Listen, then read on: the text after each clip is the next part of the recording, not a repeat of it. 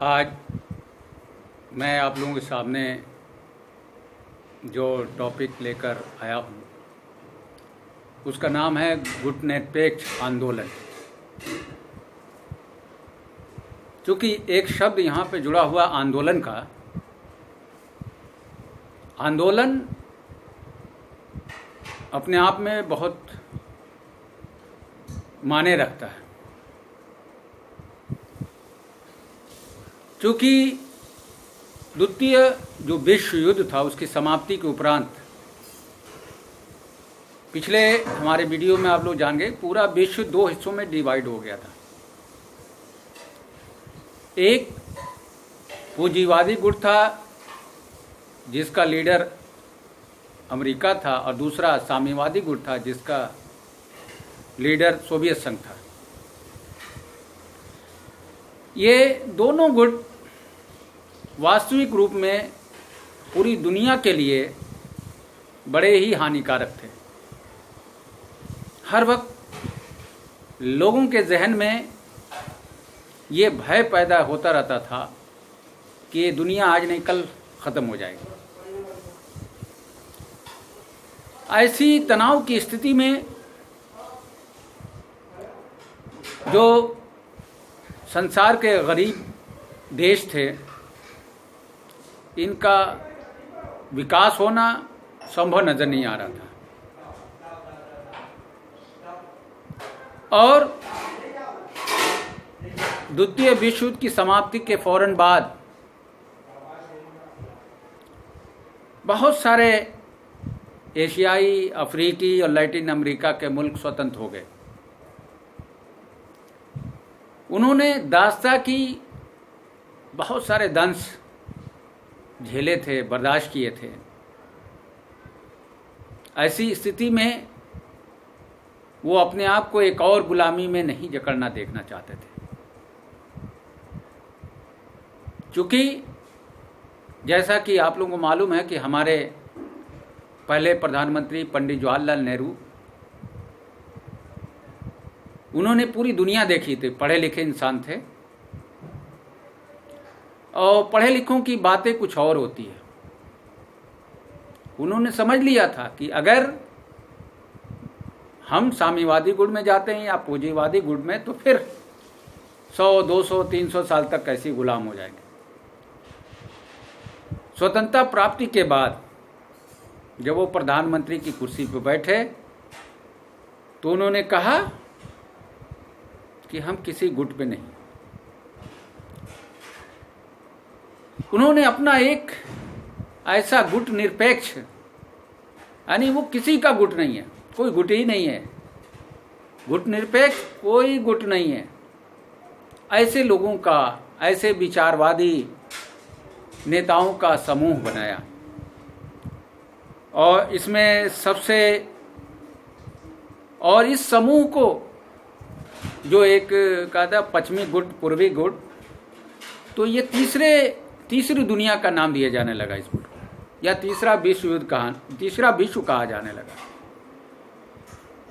और पहली जिक्र कहा कि प्रथम विश्व में पूंजीवादी थे, द्वितीय विश्व युद्ध में साम्यवादी, और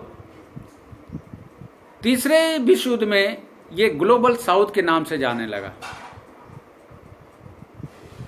इनके अंदर यानी पूंजीवादी विचारधारा भी थी, साम्यवादी विचारधारा इनके अंदर पनप रही थी। इसकी शुरुआत यानी गुट निरपेक्ष आंदोलन की शुरुआत 1960 के दशक में हुई, लेकिन इसकी आधारशिला, इसकी बुनियाद 1950 के दशक में ही रख दी गई थी।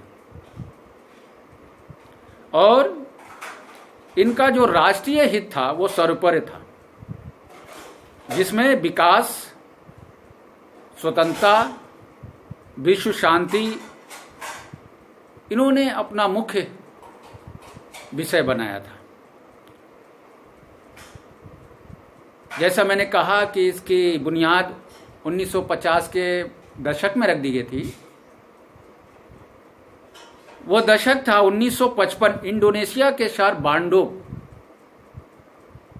जिसमें एक मीटिंग हुई एशियाई और अफ्रीकी देशों का, जिसमें ये विचार रखा गया कि हम ऐसा एक ग्रुप बनाएं, ऐसा एक संगठन बनाएं जो ये दोनों गुट हैं उनसे परे हों, उनसे अलग हों, उनके अधीन न हों। और इसमें प्रमुख रूप में 3 बड़े नेता शामिल हुए, जिसमें भारत के प्रधानमंत्री पंडित जवाहरलाल नेहरू, मिस्र के राष्ट्रपति अब्दुल गयूम नासिर और यूगोस्लाविया के राष्ट्रपति मार्शल टीटो। ये 3 प्रमुख रूप से नाम आते हैं और 2 और आते हैं जो इन्होंने सपोर्ट किया। और जब इन्होंने एक विचार रखा तो उन्होंने मीटिंग कॉल की 1961 में, पहली मीटिंग जो संपन्न हुआ बेलग्रेड में, जिसमें 25 देशों ने भाग लिया। जिसमें पहली बार जो हुआ तो 25 देश हो गए। और इसकी प्रगति का ये राज है कि आज इसके 5 गुना ज्यादा देश इसमें शामिल हो गए, यानी तकरीबन 124 हो गए, 120।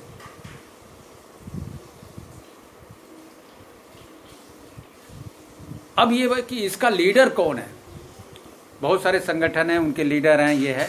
इसका कोई लीडर नहीं है। ये मूवमेंट है।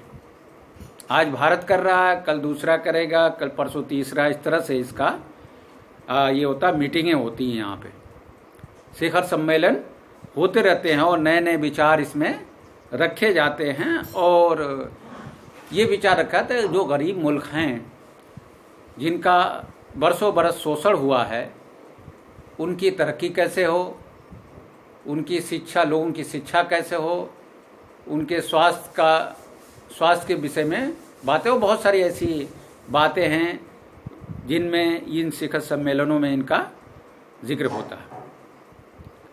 और जब इसकी संख्या इतनी हो गई तो जो यूएनओ है, यूनाइटेड नेशन, इसने इसको मान्यता भी दे दी कि इसकी बातों को, इस निरपेक्ष गुट की बातों को, तीसरी दुनिया की बातों को कोई इनकार न कर सका।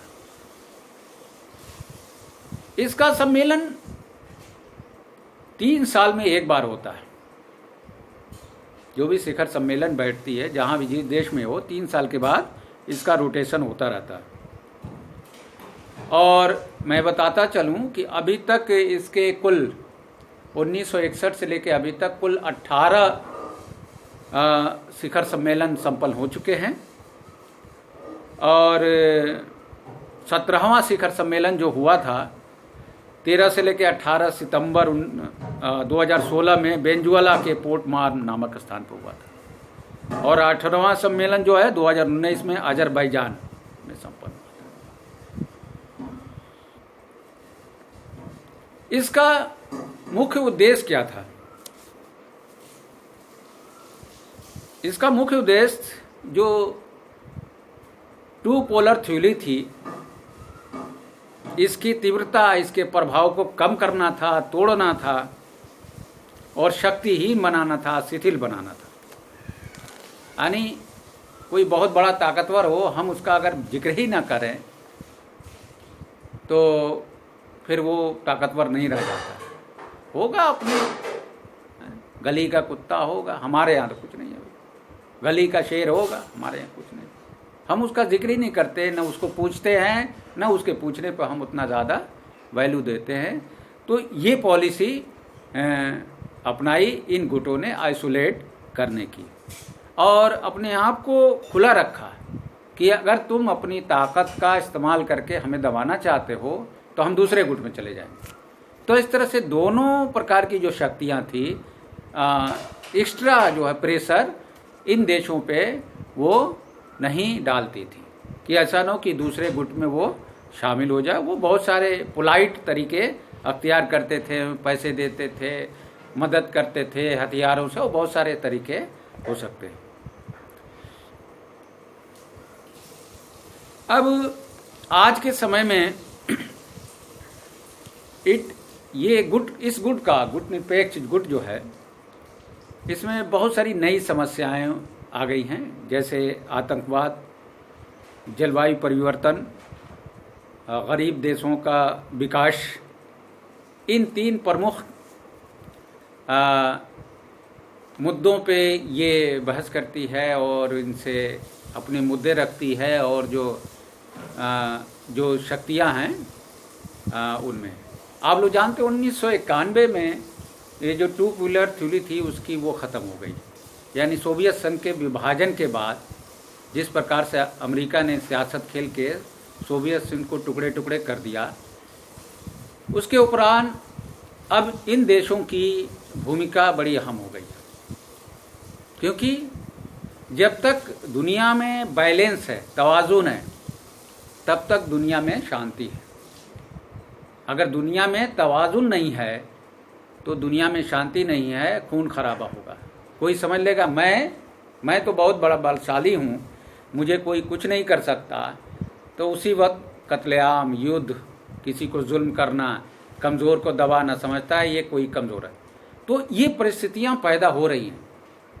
इसके बाद ही आप ज़रा ध्यान दिए कि जितनी भी घटनाएं हुई, चाहे वो मध्य एशिया की बात हो, ईरान की बात हो, अफ़गानिस्तान की बात हो, इराक की बात हो, लीबिया की बात हो, मिस्र की बात हो, हिंदुस्तान पाकिस्तान की बात हो, कश्मीर की बात हो, और बहुत सारी बातें 1991 में होने लगा, क्योंकि इसमें एक ही पावर रह गया, वो है संयुक्त राज्य अमेरिका।